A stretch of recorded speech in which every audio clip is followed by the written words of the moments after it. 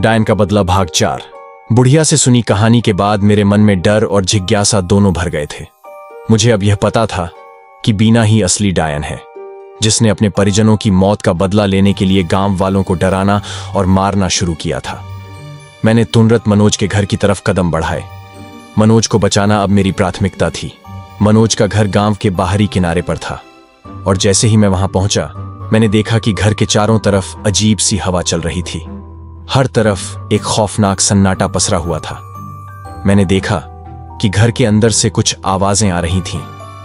जब मैं दरवाजे के करीब पहुंचा तो अंदर का दृश्य देखकर मेरी रूह कांप उठी। बीना, जिसने अब एक भयानक रूप धारण कर लिया था, मनोज के पिताजी को अपने जादुई शक्तियों से उठाए हुए थी और उनसे कुछ पूछताछ कर रही थी। तुमने मेरी मां को क्यों जलाया? बीना चिल्लाई। उसके चेहरे पर गुस्सा और दर्द साफ झलक रहा था। मनोज के पिताजी हिलते हुए बोले, मैंने जो किया वह गलत था, पर अब मुझे माफ कर दो। बीना की आंखों में दर्द के आंसू थे, लेकिन बदले की आग भी थी। मैंने अपनी पूरी हिम्मत जुटाई और अंदर घुसकर जोर से चिल्लाया, रुको बीना, ऐसा मत करो। बदला लेने से तुम्हारी मां को शांति नहीं मिलेगी। अगर तुमने उन्हें माफ नहीं किया तो तुम भी उन्हीं की तरह बन जाओगी जिनसे तुम नफरत करती हो। बीना मेरी ओर मुड़ी। उसकी आंखों में क्रोध था, लेकिन मेरी बातों में सच्चाई भी थी। वह एक पल के लिए रुकी और फिर अपनी शक्तियों को संयमित करते हुए मनोज के पिताजी को जमीन पर छोड़ दिया। उसने एक गहरी सांस ली और कहा, शायद तुम सही कह रहे हो, लेकिन मेरा गुस्सा और दर्द मुझे चैन नहीं लेने देता।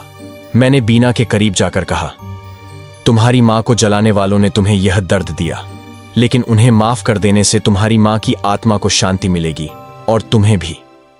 अगर तुम इस बदले की आग को छोड़ दो तो तुम अपनी मां की असली बेटी कहलाओगी, जिसने दर्द को माफ करके एक नई शुरुआत की। बीना की आंखों में आंसू थे। उसने अपने शक्तियों को समेट लिया और धीरे धीरे कहा, शायद अब समय आ गया है कि मैं इस सबको पीछे छोड़ दूं। उसने मनोज के पिताजी की ओर देखा और कहा, मैं तुम्हें माफ करती हूं, लेकिन याद रखना, कभी किसी को इतना दर्द मत देना। कुछ समय बाद गांव में सब कुछ सामान्य हो गया। बीना ने गांव छोड़कर एक नई जिंदगी की शुरुआत की और मैंने भी इस अनुभव से सीखा कि माफी में बहुत शक्ति होती है। मनोज और उसका परिवार अब एक नई उम्मीद के साथ जीने लगा और गांव में शांति और खुशी लौट आई। समाप्त।